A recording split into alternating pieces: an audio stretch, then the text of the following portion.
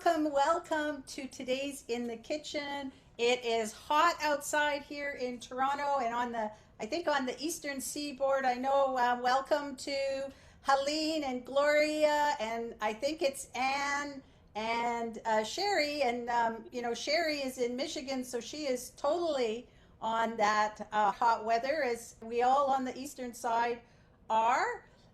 Very hot.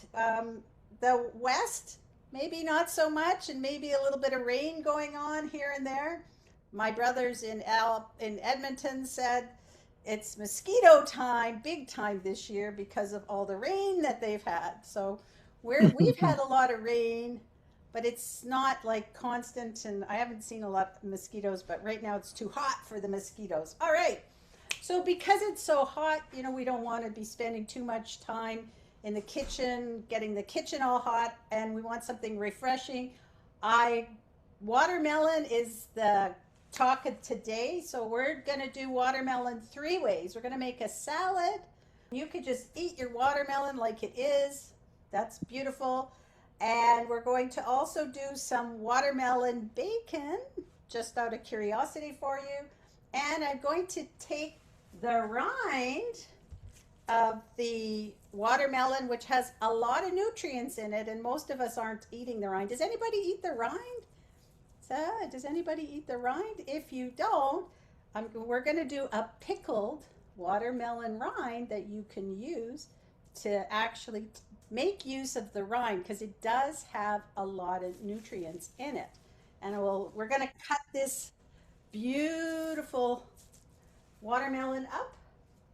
But before I do that, I think I want to do that first. What I'm going to do is, for the pickling, we're going to actually, that's the only thing we're really cooking, is I'm going to start by taking a little pot, and we're going to make our pickling liquid. And what I'm going to do is put the liquid in here and then put it on the stove to simmer or boil just for a few minutes, and then that will be what we're going to pour over our watermelon rind. So let me do that. I'm starting with about a cup and a quarter of water.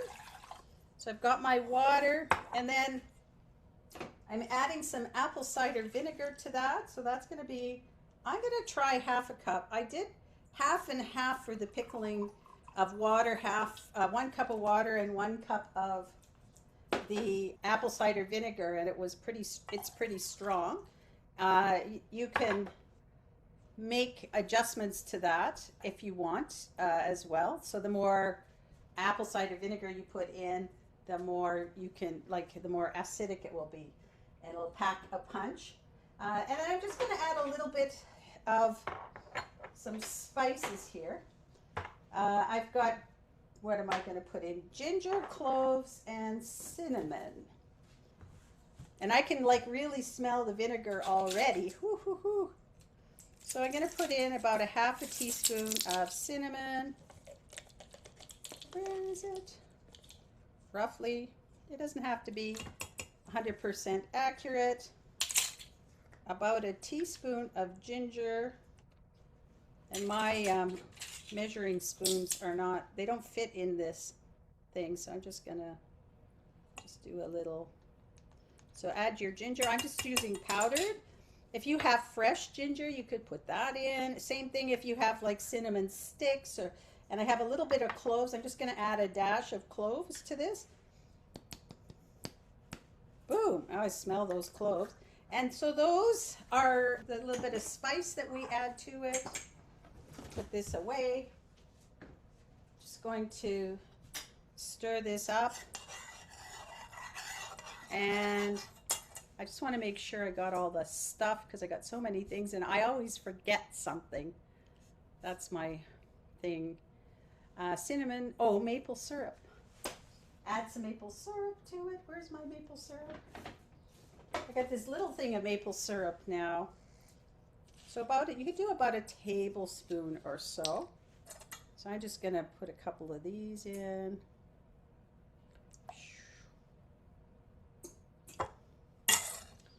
And then I'll pick that up later. It's way gone under my kitchen table. So I'm not going to pick it up now. And then I'll have to wash it because I've got all my dogs here. So I'm going to put this on the stove on a higher heat, like not quite high, medium high. Just let it come to a boil. And while we're doing that, I wanted just to show you how I cut my watermelon. And this is the way I like. I think there's many ways. I like to, so it's easier to cut it if it's chilled. So if you have room in your fridge to put your watermelon before you cut it up, you can do that to chill it. And I like to cut it in half across the length. And then because I want to take the rind, what I do is I turn it upside down and I'm just going to cut off the rind. And while I'm doing that, how do you pick a good watermelon? So this is one, sometimes kind of a little bit like avocados. When you get an avocado, you kind of have to, when you open it up, hope it's the nice one. But what you can do is, for watermelon, if you see this little spot here where it's yellow, this is where the watermelon was on the ground. If that's a yellow or a cream color, it means it's riper. If it's more like a white color or a greeny color, that means it was picked before it was ripe, and it probably won't be as sweet and ripe. Another thing is to pick one that feels heavy for its weight or for its size. That's another way to test it. And then the one that I always like is to knock on it. So I'll do a little knock. And if it feels hollow in the sound, that's also a good sign that it's on the ripe side. And I've got a little piece here that I'm going to cut off. So I'm going to cut this and get rid of all of the rind. And the other one is, if the rind looks shiny, it's probably not as ripe. The rind is dull. The dullness of the rind is another test that it's ripe watermelon. So those are a few things that you can do. So then I'm just going to cut off this butt end here. And like I said, there's many ways to cut a watermelon. And then I'm going to take the rind off. Now and then I can use some of this rind to make my pickling. So I want to try and keep it close to the flesh without getting into the flesh. The other one that comes up when it comes to watermelon is seeded or seedless. So this one, I think, is a choice that you can make. So from my understanding, the seedless watermelon doesn't mean that it's GMO. What it really means is that it's an actual hybrid that put together, and so it's not that it is a GMO. There are watermelon connoisseurs who would say that watermelon that's seeded tastes better. I have a seedless watermelon, and my dog is like, please give me some, please give me some. And I like the seedless one just because I don't have to cut the seeds, but you can eat the seeds of a seeded watermelon. It actually, like everything else, has nutrients in it. So you could eat the seeds. And I'm not going to take all of this, but what I'm going to do, my little liquid is almost coming to a boil. So I can let that simmer for about 5 minutes here. I'm going to do that, just turn it down a bit. And I'm going to take, here's my little container. I'm going to put some of the rind in here. So you could cube the rind. I did some strips.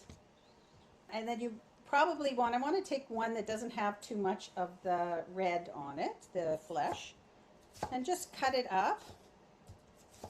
And I can do either a strip or I can cut it into a cube.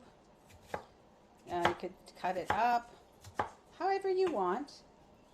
Pop it into my little container here. This one is great too. I'll do this one. Just chop it up. And you could eat this rind just the way it is if you like. I don't know if, like I said, did anybody eat it? Eat a rind there. And that's enough. No, don't eat it. Okay, so this is a way that you could potentially eat the rind. Yeah. Some people like to juice it as well. Yes, absolutely. Juicing the rind is beautiful. That's great. All right, now what I'm going to do is I'm going to cut this half a watermelon in half, so I have the quarter. And I have a feeling I'm just going to pop, tricky here, just going to pop this half over because I'm not going to use it right now. I'll cut it up later. And so what I'm going to do is I'm going to use some of this for watermelon bacon, and the rest of it I'm going to just cube, and that's it. So for watermelon bacon, you want to slice it about between 1/2 inch and 1/4 inch. So 1/4 inch will be thinner slices. 1/2 inch will give you more like a jerky. And by the way, you don't, so I'm going to do the around a quarter, I don't know, this is around, it's like around 1 centimeter. I guess it's around, and you can see it's, I'm cutting that. I'm just going to do a couple. Maybe I'll just do a couple of slices. And then I'm going to make them into like bacon slices. So I'm just going to do a couple of slices. And there's my bacon strips. And I'm going to put them into a glass container to marinate them. So I got those two. This one's a little long. I might cut off the end. Oh, it broke anyway. And it's okay. You can do little chunks. It doesn't have to be whole. And then I'm just going to take the rest of this, cut it up. And again, I'm going to do a couple of bacon chunks here. And take those slices, put them here so I can marinate them. I'll put that to the side for a second while I then, so then what I do is I just going to cut the rest of this into cubes, and then that's how we eat them. You could just cut them into the little wedges if you want to, or you can keep the rind on and cut them in wedges, and the rind becomes a nice handle, but I'm just going to cut it into roughly even slices. And then I can take, I'll just take 3, put this in here. This is for my watermelon. And then just make the cubes this way. And just kind of go both ways. And that's the easy way to make watermelon cubes. And then I just put this in the fridge, and literally my kids devour it. But it has to be cut, or nobody's gonna cut it. We gotta cut it ourselves. It'll go. All right. Once I cut it up, like I said, it goes like hotcakes, especially if it's a ripe one. So that's it. That's how you cut your watermelon. All right. I have my watermelon rind. And I have my liquid that's, I just stir it up that I boiled here. So all I'm going to do is pour some of this. I can smell the spices and the acid from the apple cider vinegar. I'm just going to pour that into my glass container. I got some leftovers. And then I'm going to put my lid on and leave this to cool on my counter. And then when it's ready, here when it's cool, I'm going to put it in the fridge overnight to make pickles. Pickled watermelon rind. All right, now shall we do the bacon, and then we'll finish off. I don't think I need this anymore. So let me move this to the side.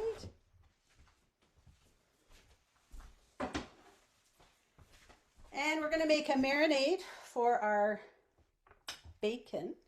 And so literally if you wanted, I've seen this, you can just take the watermelon without doing any marinade, pop it into a dehydrator or the oven, and then dehydrate it until it's really like it's all the moisture is taken out. So watermelon is about 92% water, which makes it very hydrating and very good.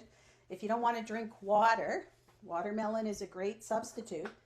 But if you are, wanted to add a little bit of the flavor to it, so you could just do this without making a marinade. But I'm going to do the marinade.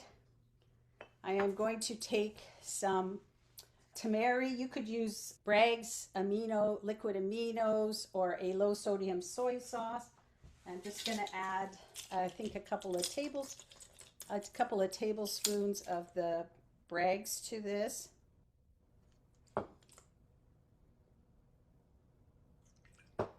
And about a tablespoon of honey. You could put some honey in this, but I'm not going to. It makes it sticky, the honey, or not honey, a little bit of maple syrup. If you want like the maple bacon flavor, you could put that in. It definitely makes it stickier. So you could put a little bit of that in. This is optional, I have some liquid smoke. So I'm going to add just a touch of this. This stuff is pretty potent, but it gives that smokiness. So I'm just going to add a little bit of that to it. But I've got about a quarter teaspoon. And this is something you might want to play around with and get what you want. And then I'm just going to add a little bit of smoked paprika. There's my smoked paprika. So about a teaspoon of the smoked paprika. I'm just going to eyeball it with my hand. And the same thing, a little bit of onion. Where did I put my onion powder? I didn't bring it out. I always forget to bring something out. Thankfully, it's close at hand. All right, add this in. There we have a little bit of flavoring. You could add a little bit of pepper to that if you wanted. Like I said, you could add a touch of maple syrup to it to make a maple bacon. And then just stir that up. And where did we put, where did I put the bacon? Okay, I think I'm going crazy. Seriously. Helene, where did I put my bacon? No clue. I don't eat bacon, so no clue. Is it real bacon? There it is. No. This is my watermelon strips. Oh my gosh, I forgot where I put it. It's not real bacon as well. No, this is my fake bacon. I want to say, if you're making this stuff and you expect it to taste exactly like bacon, you'll probably be disappointed. I always say, these things are fun and nice to do, but just enjoy food for the flavors that you get in the food and not expect them to be exactly like something else. So I'm just kind of moving it around so they all get a little bit of the marinade on them on both sides. And I could fill this up if I wanted. And then I'm going to let this marinate for at least an hour. I'm just leaving it out on the counter. And I'll let that marinate. And the next step is to cook it. Let me put this to the side. So what you want to do is dehydrate the watermelon. And there's 3 ways that I'll offer, 4 ways I'll offer you. Number 1, you could have a dehydrator. Now this is the Excalibur food dehydrator. From my understanding, at least when I bought this 6 years ago, this is like the Cadillac of dehydrators. So if you are serious about doing raw food cooking and using a dehydrator, this is like the Excalibur is the one to get. If you are not really serious, you can buy like a cheap models of it, or you could try. So my air fryer it's the Ninja Foodie, and it does like baking and air frying. it actually does dehydrating as well.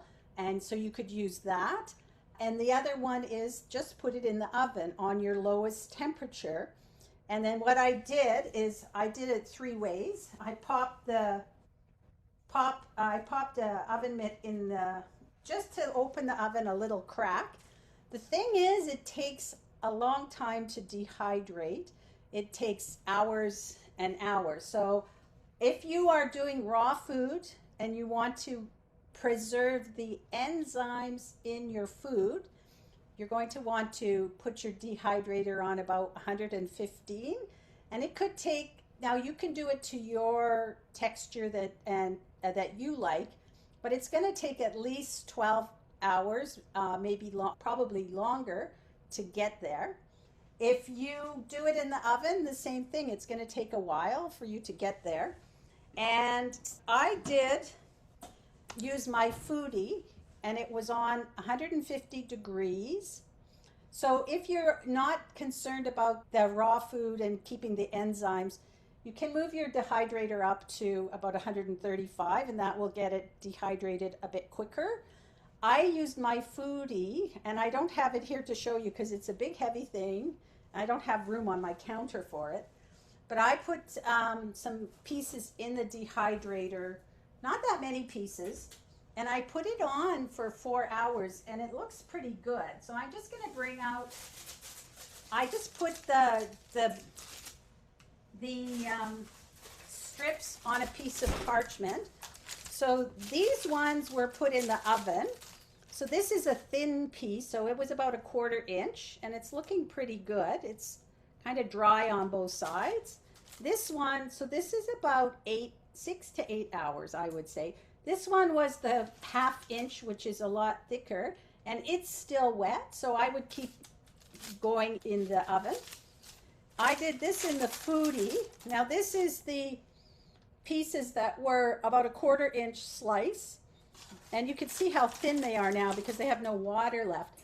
These ones, and I had maple syrup in this one, so it's a little stickier. But these ones are probably chewy and ready to eat right now. You can feel the crispiness, and when I tore it, this is a little bit sticky still, but it tears nicely. The one that was the 1/2 inch is going to take longer. So it depends on how you slice it and what you're doing. So this one is still wet, so I would put it back in my foodie dehydrator to get it done. And I don't know, apparently there's a number of air fryers that have this dehydrator feature.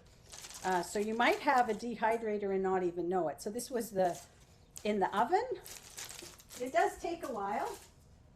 It looks like fruit roll up.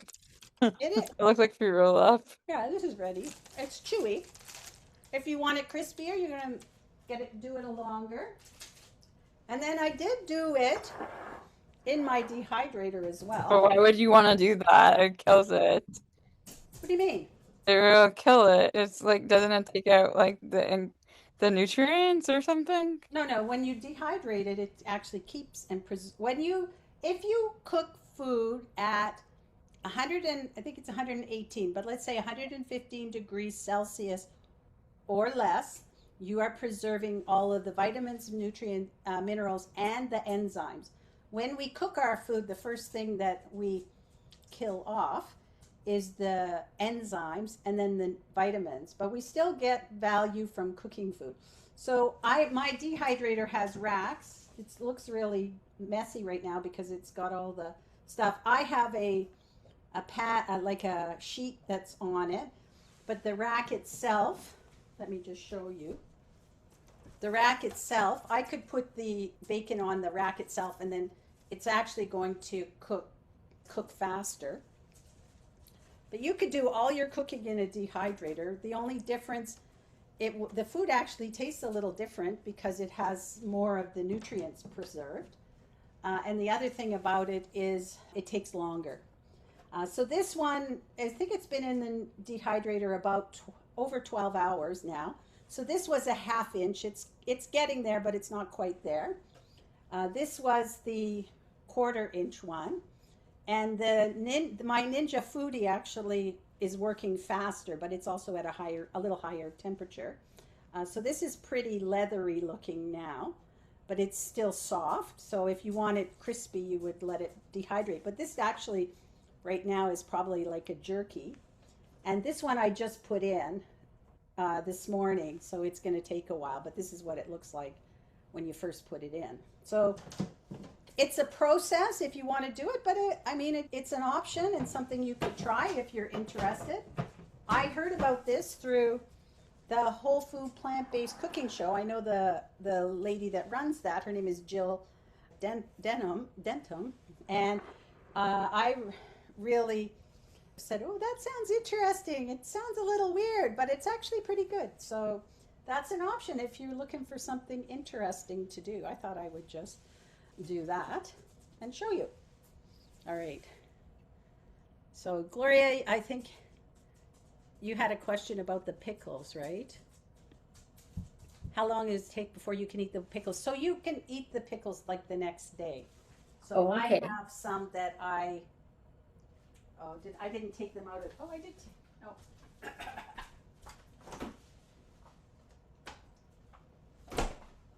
They're gonna taste better the next day or in a couple of days. Give them time to really soak through. So this is my pickles that I did yesterday. So the rind becomes a little softer because it absorbs all of the liquid. So it's softer, and then I have some chunks that I can eat this. So it still has a crunch to it. And the vinegar taste is subsiding as it's soaking too. So it's better. So we could put this in our watermelon salad too. Yeah. Or you could eat them, or, anywhere you put pickles if you want, you could add these to them. Okay. Okay, thank you. Now let's make our watermelon salad. So easy. I'm going to take, this is just an option if you don't want to just eat the watermelon. Just eat it too is good. So I've got watermelon that I cubed up. It's looking so good. When you see that bright red color. And so I've got that. I have some cucumber that I cut up, and cucumber is also very hydrating. So you could use the cucumber as well to hydrating. That's what we're doing, is hydrating today. And you could use as much as you want. I am not, look at it looks like Christmas almost, eh? The red and the green and the beautiful colors. I'm going to add some little bit of sliced red onion here. And you could cube your onion too if you want. I'm going to get some of these chunks are really going to, so I'm going to add some onion to it. And then we're going to make, I thought this would be great with a balsamic vinaigrette. Woohoo. I think that's Diana, right? Your friend's niece is a dietitian on the Will and Grace show. Woo, that's so cool. I think that's great. Hopefully she would like this stuff. Oh, I need... Thanks. Yeah, she's a dietitian and she was on the show. Yeah. No, that's done. Done. Yeah, my friend's niece, my close friend, my best friend, but she's yeah. That's done. Debbie and Michelle's on too now. Yeah. Hi, Yeah. Debbie. Oh. Hi, Helene. Hello. Look who's back. Hello. And then I'm going to, for some freshness, I've got a little bit of mint, or you could use basil, or you could use both. And I picked this from my garden this morning, and I just kind of gave it a little wash. And I just wanted to show you, so I have a few leaves. You could put as much as you want. Like I said, you could use basil. When you're chopping up mint or basil, one of the ways to do it, because they're finicky, is to put them all in a layer together and then roll them up. I'm going to say, like this, we used to roll cigarettes. I never rolled cigarettes, but my grandfather used to do that. That's why I know. I'm just going to cut this in half, and then you can, this is called chiffonade. So we're just going to do a really thin slice, and then that way we get really thin slices of mint. Oh my God, I can smell the mint. the mint grows into my garden, like from my garden into the grass. So when I'm mowing my lawn, sometimes I cut some of the mint plants with You my. have a lot of mint in your garden? Oh yeah, mint. If you put mint, oh, it smells so good. Mint is one of those things that grows when you it grows. It's like they say it grows like a weed. I am not a great. I do not have a green thumb. I wish I did, but I do not. It's not something I've mastered. And I planted the mint, and it just it spreads like wildfire too if you let it. So a lot of people say to contain your mint in a planter so that it doesn't just take over. But some of the mint grows into my grass now, and when I'm cutting the grass, I get this waft of mint. I love it. So I'm good. All right. So that's my ingredients. Oh, and I have some of that tofu feta I made last week. We can add that. We can add some of our pickles too. But I'm going to make a dressing, and we're just going to do a balsamic vinaigrette with a little bit of oil. And then I bought this dark cask balsamic vinegar. So it's an older vinegar. It's quite thick compared to some of the other ones. And I just love it. But the lady that was selling it to me, she's out of business now. So this is like gold to me. But this, if you can get an aged balsamic vinaigrette, that's like really, really good. I got this one that I got is a Costco one. It's an organic one that's fairly, I don't know if I want to say an older, like a more mature vinaigrette. And I'm just going to take a couple of tablespoons of oil. And this is my olive oil. And I think most of you already know you want to get a extra virgin olive oil, which means it's cold press. It's the first press. This one is an organic one from Tunisia. It's a good one. You can tell if your olive oil is good because when you put it in the fridge and it's cold, it will be murky. If it's still clear, that means it's been cut with other oils. And apparently that's one of the things now, because olive oil and honey is also one of those things where if you eat honey, there's a lot of cutting of the ingredients. So you're not getting the pure honey, the pure olive oil. And I'm just going to add. So this is a pretty dark, thick one. Some of them are pretty runny. I just want to make sure I get the right amount here because I don't. Just a couple of tablespoons of the vinaigrette. Put that off to the side. I have a little bit of Dijon mustard. I'm going to add a teaspoon of that. Here, just a teaspoon.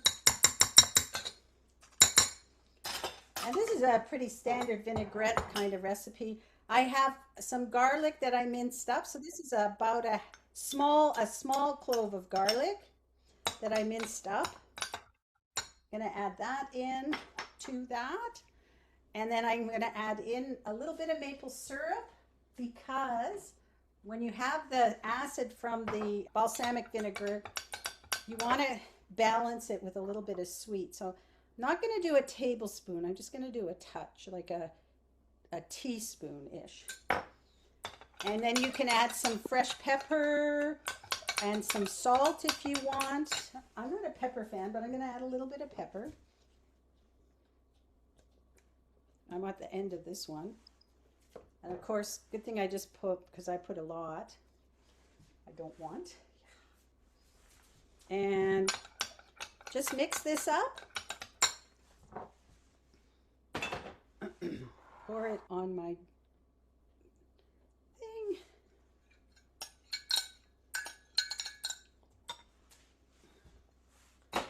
And then I can add, I have my, last week I had tofu feta. I can add a little bit of the feta to this. It's been sitting a week, which gives it a little different texture, which I like. It is less of a tofu texture. So I'm just going to add a little bit of that in, and the recipe is in the, I'll give you the recipe for that, but basically you just crush up your tofu, or you could cube your tofu and marinate it in the marinade, and that's it. It's good. And then you could add some of this pickle if you would like. So I have my pickled rinds. I could add that in as well. Give it a little bit of like these little flavor pops. They're really not meant as much to eat as they are as a flavor pop. This is like totally full. Ah! All right.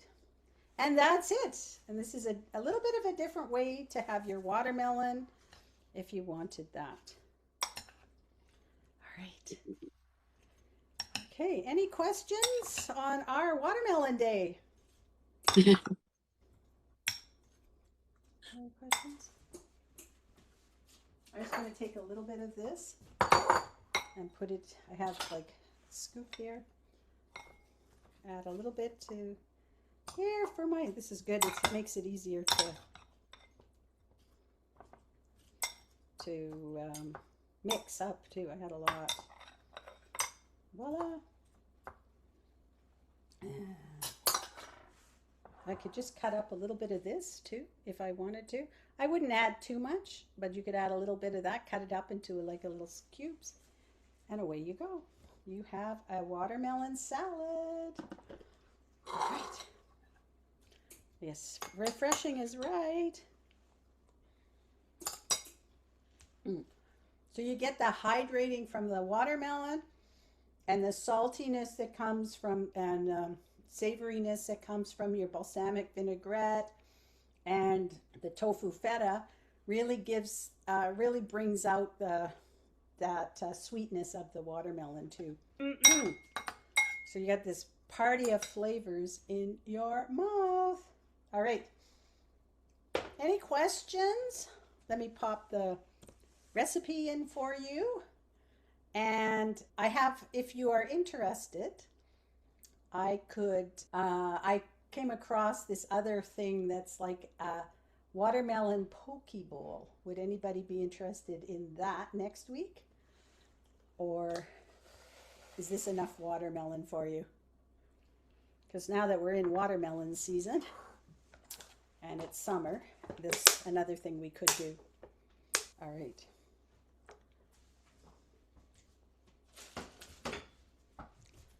No comments? Okay. Other than thank you so much, Debbie. Thank you. I appreciate all these recipes. All right. Yes, this is perfect.